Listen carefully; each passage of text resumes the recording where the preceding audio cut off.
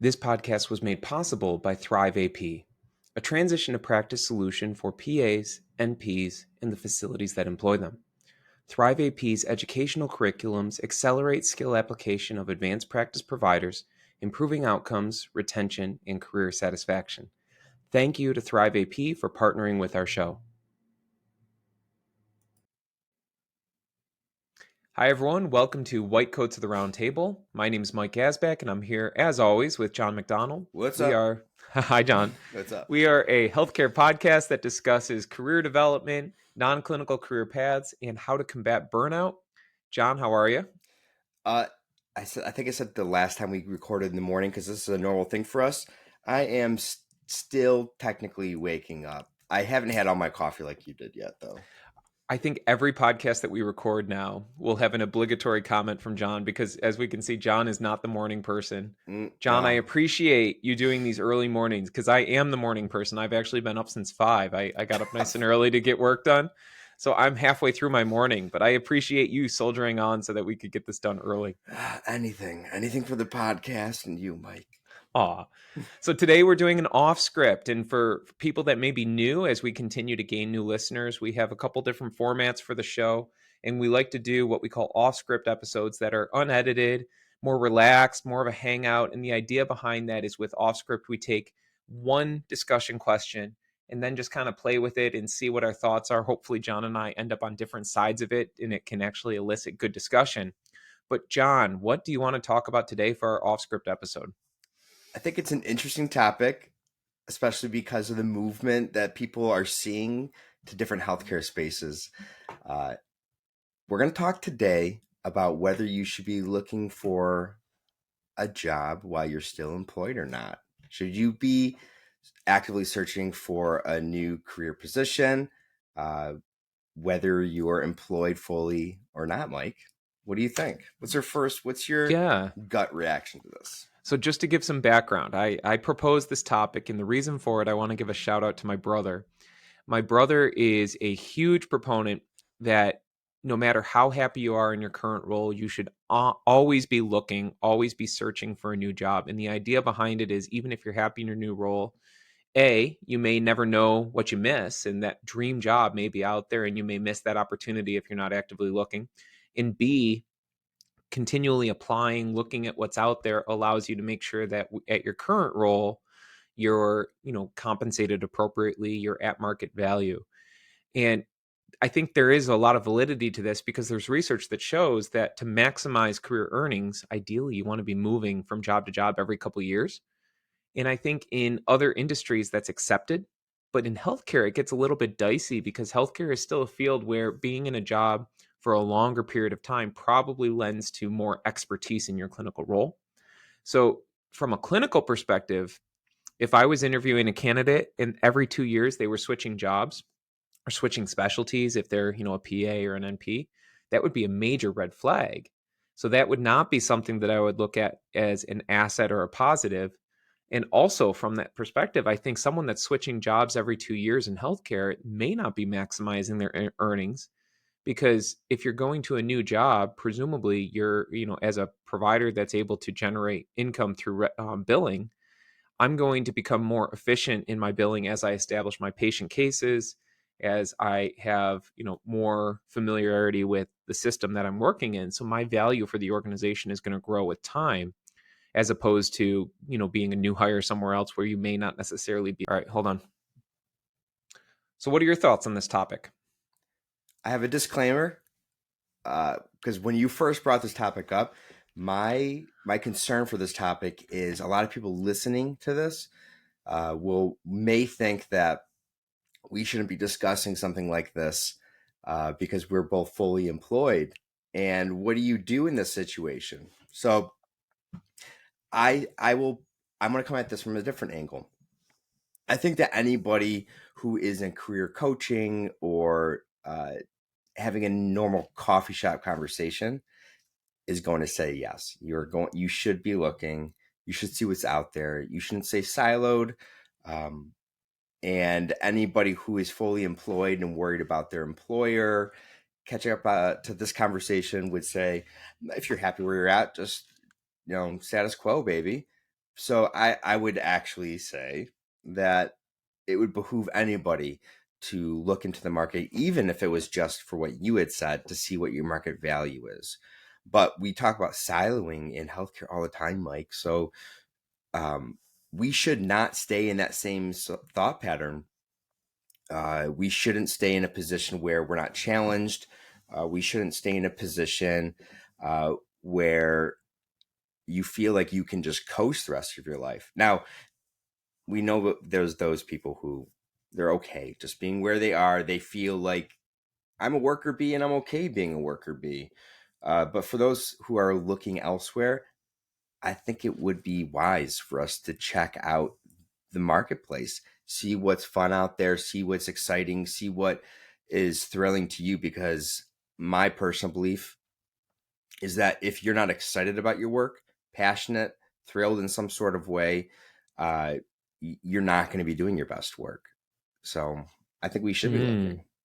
So that's a whole another conversation for a different day of whether we have to have passion in our jobs, because I think that's an interesting one.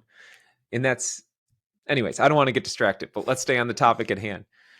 I think it's interesting because do you ever go on Zillow? Are you one of those people that goes to Zillow and just, looks at house porn? It's so funny that you say that. I was just thinking about this 2 days ago. I was Yeah. like, I should see what's out there again. Yep. I'm not normally one of those people.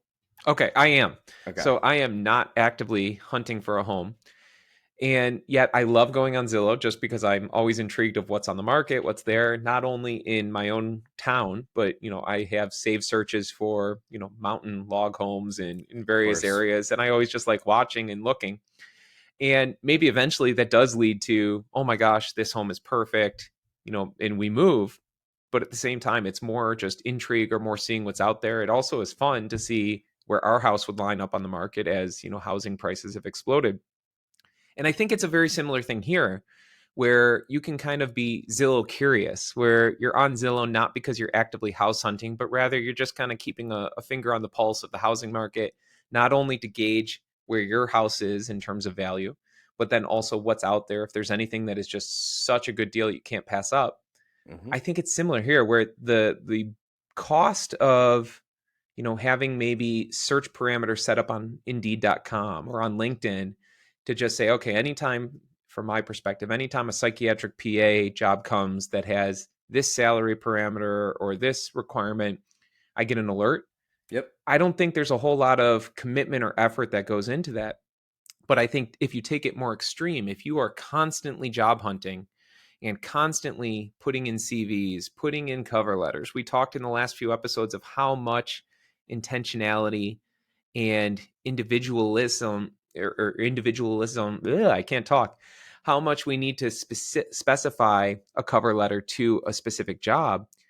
Now we're talking about a whole lot of time. We're talking about a really significant commitment of effort if we're just constantly in that stage of looking for jobs. And I think that can get exhausting. That can get demoralizing if you're applying for jobs all the time and not getting them. And that might have, maybe more harm than benefit. Hmm. So Okay. I agree with my brother, the assertion that you should always be looking, but I don't know where the line is.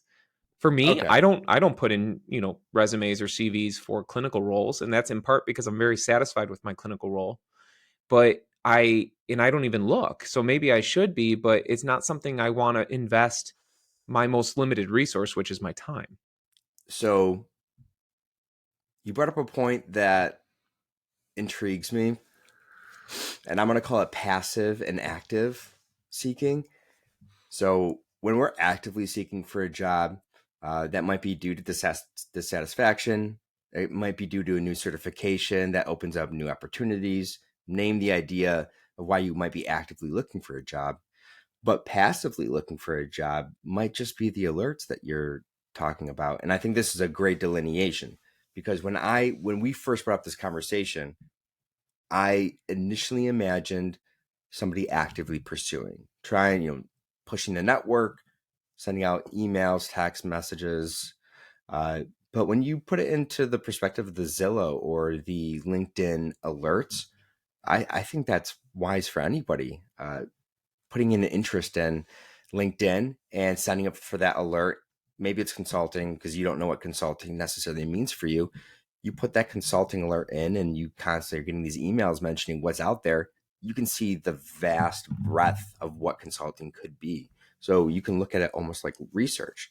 But when we're looking at passive opportunities, it might just be wise, Mike. I think that's a good point. There's a little bit of wisdom in just keeping your eyes open and not staying closed just for the fact that you have a good relationship with your employer and you don't want you don't want it to seem like you're in a marriage and on ashleymadison.com. I think that's where the delineation is. You don't want to get So caught with on a Tinder profile. I love that comparison though, because I think I don't like how we often frame a relationship with employer and employee. And I don't know if your company does this or if other companies that you've worked for in the past. We don't have to get specific. But one of my big pet peeves is when an employer does the whole, we're family, we care about you. Because I'm very much, and maybe I'm too much of a cynic, but I'm very much of the belief, if you die, your employer is going to post your job the very next day. So the way that I view my job is it's a business transaction. My employer is paying me what they believe to be the lowest amount that they can pay me to retain me, but also that replacing me would be more expensive to them. And on my end, I'm, maximizing my compensation because I believe that if I were to go somewhere else, I wouldn't match the same level of compensation, or my work-life balance would be different, upward mobility would be different. So my view on an employer employee relationship is very cold. It's not relational at all. It's a business transaction. And I think for me, that's very helpful because then, in the past, in years, I've been at the same job for 11 years. So I say this, but I have a very good relationship with my job. But in the past, I think that's made it easier to then, go to them and say, okay, we need to renegotiate my contract, or this isn't working for me, we need to make a change, because I don't have as much of that, oh my goodness, I'm going to hurt their feelings. Or, well, when they, if an employer says, oh, but we really value you and there's so much, opportunity and exposure. Okay, well, opportunity and exposure is great, but eventually it has to, lead to compensation or, tangible benefits, because this isn't a charity. I'm here to pay the mortgage. I'm here to earn a living and maximize my compensation in my career.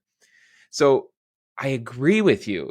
There is some hesitation where if you're happy in your current role, you don't want to necessarily drive discontentment. And I think Mm-hmm. that could be the thing. If you're married and you're on Ashley Madison, presumably what's that's going to do is it's going to lead to you maybe having a feeling that the grass is always greener, and maybe becoming more disillusioned in your marriage, thinking that your marriage is not good. So even though I don't think that we owe our employers anything in terms of loyalty that way, that if we are, looking for a new job, it's not a betrayal of our employer as it would be, in a marriage if you were on Ashley Madison. But I think there is a concern that if you're constantly looking, you're constantly trying to find a better opportunity, that may actually contribute to you feeling more dissatisfied with your current role. Mm. Yeah. Yeah, I think you're right. I think it's you buy a new car and you keep on going to the car shop every week, driving by and seeing what's there. You buy anything and you keep going to the Right. same place and seeing what you missed out on. It's So that true. FOMO. Uh, Exactly. so if you're seeking for if you're one to be caught up in FOMO, this is might be an issue for you, for a driver for dissatisfaction, as you put it, so clearly put it. Um, Good so job shifting to cars. That's probably a better analogy than well, infidelity, which is obviously such a serious, grave issue. Well, people, I think the biggest concern here is if their employer finds out that they're actively looking, that they're going to somehow get fired, right? Isn't Mhm. that the biggest concern here? So let's be honest, though. I mean, especially in healthcare, where I think most people that are healthcare professionals, there's a lot of demand for your services. Right. If you're working for an employer and your employer finds out that you have applied to other jobs, or that you're at least looking, and they fire you, is that really an employer where you want to be? I wouldn't. Now, granted, that's a privileged position, because Right. I can say that, A, because I have a really great relationship with my current employer, but B, because if I were to leave this job, I could probably find work relatively quickly. Not everyone is able to do that. I recognize, but at the same time, it's almost like if someone matches you, if you threaten to leave and you have a competing offer, and then your employer matches that offer to retain you, the data demonstrate that the likelihood that you leave within a year or two is something like 80%. Mm-hmm. So there's more and more research out there that employers shouldn't try to counteroffer, because the same issues that led to that employee wanting to leave are not going to change. They're not going to go Yeah. away. So you shouldn't counter. And it's the same type of thing here. If your employer is so possessive that just finding out that you're looking at other options is a problem for them, that's probably not someplace that you want to be working long term. There's that saying that comes up in the back of my head. It came up when you were talking. It says, um, "People don't leave bad jobs; they leave bad bosses." I like that. Right. So if we put that into consideration, if you're planning or thinking about leaving, and it's not because of money, uh, you probably should just leave and not look for a counter offer as Right. well. I Yeah. agree. Yeah, exactly. Those same fundamental issues that led to you being dissatisfied with that job are probably still going to be there. Right. And maybe extra money smooths it over. Maybe it buys you some more time. I'm a big believer that money does drive a lot of that. You know, if my compensation is high enough, I can put up with a lot of crap. But at the same time, you're right. I think eventually you're going to still have those same issues that will lead to you leaving. Hmm. So to kind of wrap it up, the initial question was, should we be looking for jobs when you're in a maybe even a potentially very secure position? Uh, and I'm going to end on saying I think it's wise to at least passively look to see the opportunities that are available, or to at the very least see what's out there, so that when something does come up where you're saying, I think I should start looking for different opportunities, you already have a good idea of, you already have a store of information, uh, of what's out there and what's possible, for what you might see as a good career life. Uh, Mike, where have you landed then? I agree. I think the takeaway from today, from our conversation, would be that passively looking at job opportunities, the Zillow approach, Hmm. having alerts set up on various job sites is not a bad idea. It allows you to keep your finger on the pulse of the market. It allows you to make sure that your compensation is still remaining competitive. But active job hunting, sending in CVs and resumes, interviewing, having to put in all the work and effort that comes with actively seeking a new job may come with additional costs that may outweigh the benefits. So everybody's going to be different. Every situation is going to be different. And a big part of that may be the level of satisfaction you have with your current role. But the key takeaway, I think, for both of us is it's never a bad idea to just continue to passively look, just to make sure you're aware of what's out there. Very good. I like where we landed, Mike. Awesome. So I know we're going to cut it a little bit short today. We have a hard exit because of some scheduling stuff, but that's okay because the off script, I think, maybe lends to a shorter, more brief conversation. But, John, in our final minutes, did you want to hit on some personal items just to wrap us up? Today I'm actually going on a field trip with my son. I I How feel like, exciting. I know so many fathers, I feel like, are in the unenviable or enviable position of not being able to go to field trips as So often, true. for Hmm. whatever reason that is. So I'm taking the opportunity to go on the Erie Canal. I'm going on one of those ferry boat things. So I've done it once, maybe when I was a Fun. kid. So yep. That I sounds think, like a lot of fun. yeah, we'll see if I get sunburn or not. It's a good weather day for it, too. So Yep. that's awesome. As always, I'm going to riff off of yours because I love doing that. Maybe I'm just not a creative or imaginative person. But next week, I think it is, not this week. Next week, I'm cutting out of work early next Friday for a Father's Day party, I guess, at my son's pre K. And the funny thing about it, so it's called Dads and Dogs, and it's a lunchtime type of thing. So I took a half day from work, and I'm all excited to go. My 5-year-old now is all excited for me to go. And I was talking to my wife the other day about it, and I said, "Yep, I blocked off my time at work. I'm ready to go, but I am not bringing Frank, who's our dog." And she just looked at me like puzzled. And she's like, "Why would you bring Frank?" And I said, "Well, it's dads and dogs." She goes, "Hot dogs. It's a cookout." So good thing I said something, because there was a strong possibility I was going to show up to my kid's Catholic school with our dog in tow and then be the only person there with a pet. So thankfully, I've now realized that this means it's a hot dog cookout, not a bring your pet Father's Day celebration. For But how yeah, logical you are, Mike, this gives me so much joy, gives you I have some to red say. flags, some concerns. Yes. No, it makes me happy inside. Oh, good. I'm glad. But yeah, so I similarly, I consider myself blessed, especially in healthcare, where a lot of people have jobs where they have to work nights, they have to work weekends, and they end up having to make an immense amount of sacrifice in their personal life because of their career. So I'm really blessed and always appreciative that I have the flexibility in my outpatient role to be able to cut out of work a couple hours early and go cook hot dogs with my 5-year-old. Nice. All right, John. Will you enjoy the field trip? I think next week, maybe for the personal item, we'll have to get an update on how the Erie Canal fared and whether you did get a sunburn. But until next week, this is White Coats of the Round Table. I'm Mike and John. With John. If you like us, give us a follow, give us a review. If you don't like what you hear, don't review us.